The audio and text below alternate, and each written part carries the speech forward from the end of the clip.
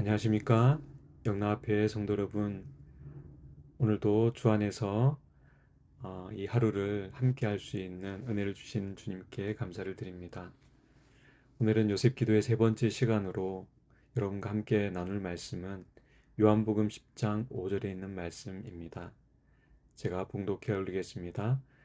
타인의 음성은 알지 못하는 고로 타인을 따르지 아니하고 도리어 도망하느니라. 아멘. 제가 통영에서 목회를 할 때 엄마와기라는 미혼모 시설에서 제가 사회복지사 자격 2급을 위한 실습을 그곳에서 할 기회가 있었습니다. 그때에 제가 돌보고 있었던 그 한 아이의 어머니에 대한 이야기를 들을 기회가 있었어요. 30대 중반이었던 이 미혼모는 20대 어, 20대 때 7년 동안 요가 학원에서 강사로 일을 했다고 합니다. 여러분 누구나 다 약점이 있듯이 이분도 귀가 얇아서 남의 말을 잘 듣는 그런 약점이 있었다고 하네요. 근데 불행의 씨앗은 거기서부터 시작되었습니다. 이제 20대가 지나고 30대 노처녀로 지내던 어느 날 이 점쟁이를 찾아갔는데 외국에 여행을 가면 그곳에서 자기 짝을 만날 거란 이야기를 듣고 무작정 호주로 떠났다고 합니다. 거기서 10대 후반의 유학생을 만났는데 처음엔 동생으로 생각해 이런저런 고민을 들어주다가 결국 연인으로 발전을 했다고 합니다. 점쟁이가 말한 것도 있고 자기를 사랑한다는 그 남자의 말에 이 기가 얇은 이 여인은 돈을 그 벌어놓은 돈을 1년간 유럽 여행, 명품 등 남자가 해달라는 것에 쓰고 결국은 아이까지 갖게 되었는데 남은 것은 텅 빈 잔고와 그리고 폭행을 일삼는 남자, 그리고 아이와 그를 싸늘하게 쳐다보는 가족의 시선, 그 시선만이 남을 뿐이었습니다. 결국 의지할 데 없어서 바로 그 시설로 들어오게 되었다는 것이죠. 정말 불쌍하고 가련한 그런 영혼입니다.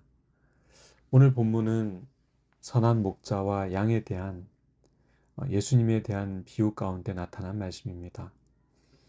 여기에 나온 타인은 누구를 가리키는 것일까요? 1절에 보면 문맥상 타인은 절도며 강도임을 알 수 있습니다. 1차적으로 그들은 당시 종교 지도자들을 지칭하는 것이었지만 2차적으로는 사단을 지칭하는 존재죠. 그들이 하는 일은 10절에 나오는데 도적질하고 죽이고 멸망시키려는 것뿐입니다. 사단은 지금도 여전히 그의 대리자들을 통해서 하나님의 양들을 미혹해 멸망의 길로 빠지게 만들죠. 우리는 항상 두 음성을 두고 삽니다. 하나는 목자, 즉 예수님의 음성, 또 다른 하나는 타인, 즉 사단의 음성입니다. 하나는 생명의 길로, 다른 하나는 사망의 길로 우리를 인도합니다. 아담과 하와는 바로 후자를 택한 것이죠. 그의 후손인 우리도 죄의 유전인자를 이어받아 너무도 쉽게 익숙하게 후자를 택하는 삶을 살고 있습니다. 그러면 타인의 음성을 듣게 될 때 우리가 취해야 할 태도는 무엇일까요? 오늘 본문에 그 해답이 있습니다. 그것은 바로 타인의 음성을 알지 못하는 고로 타인을 따르지 아니하고 도리어 도망하느니라. 바로 도망가는 것입니다. 하와는 유혹의 순간에 머물렀습니다. 그리고 실패하였죠. 각시대 대쟁투 531쪽은 우리에게 이렇게 이야기합니다. 만일 하와가 그 유혹자와 말을 교환하지 않았다면 그는 안전하였을 것이다. 그러나 그는 감히 그 유혹자와 이야기하고자 하므로 그의 관계에 빠져버렸다. 지금도 여전히 많은 사람이 같은 방법으로 정복을 당한다.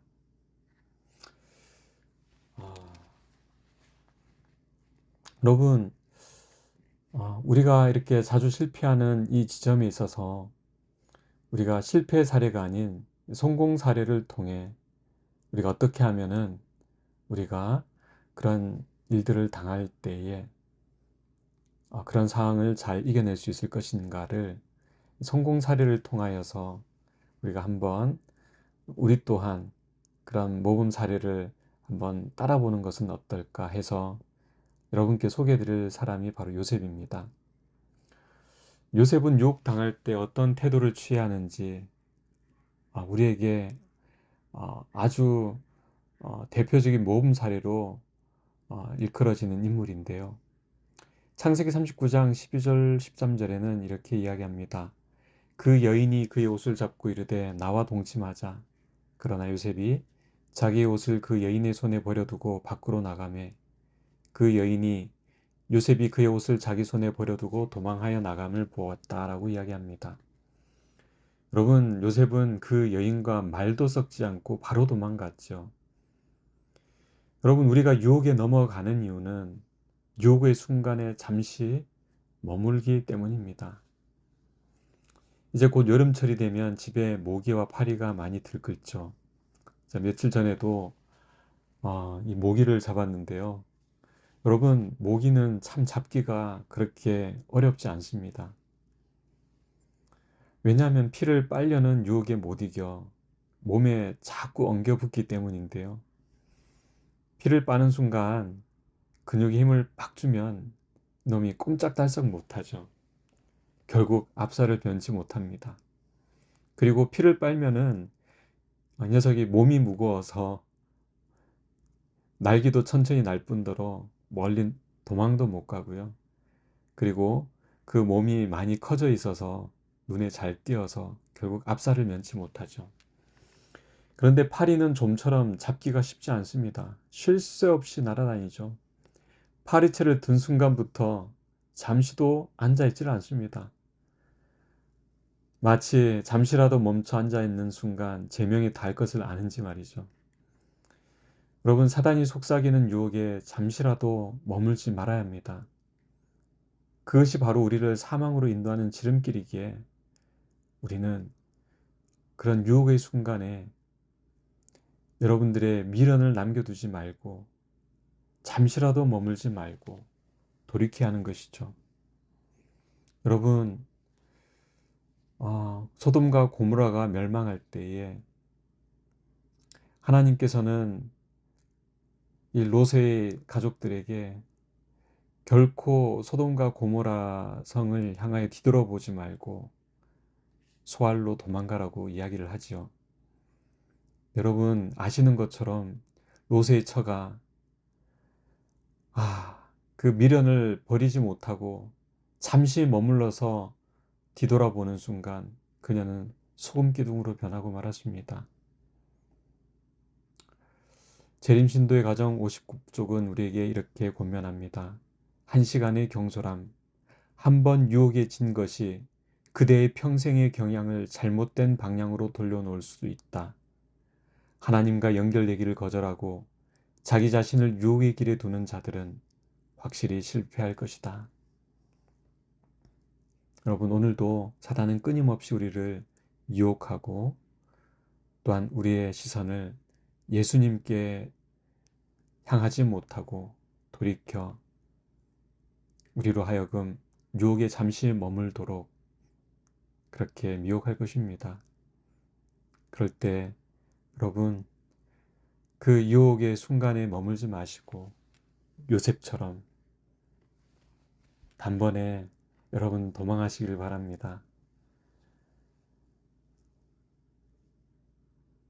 그래서 오늘도 예수님 안에서 여러분 모두가 승리하시고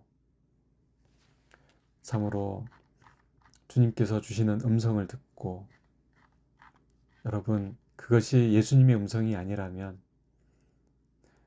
여러분들이 오늘 주신 말씀을 기억하시고 예수님께 피하시고 오직 예수님을 향하여 여러분 나아가시기를 간절히 바랍니다. 하나님의 은혜가 오늘 그러한 결심을 한 우리 모든 성도님들 위해 함께 하시기를 소망합니다. 기도하겠습니다. 하나님 아버지, 오늘도 시험에 들게 마옵시고 다만 악에서 구하옵소서. 주의 음성에 귀 기울이고 주의 말씀에 순종하는 삶을 살게 하여 주시옵소서. 유혹의 자리에서 단박에 떠나 주의 말씀 안에 거하게 하여 주시옵소서. 복된 이 하루 생명의 길로 인도하심을 감사하오며 예수님의 귀하신 이름으로 간절히 기도합니다. 아멘.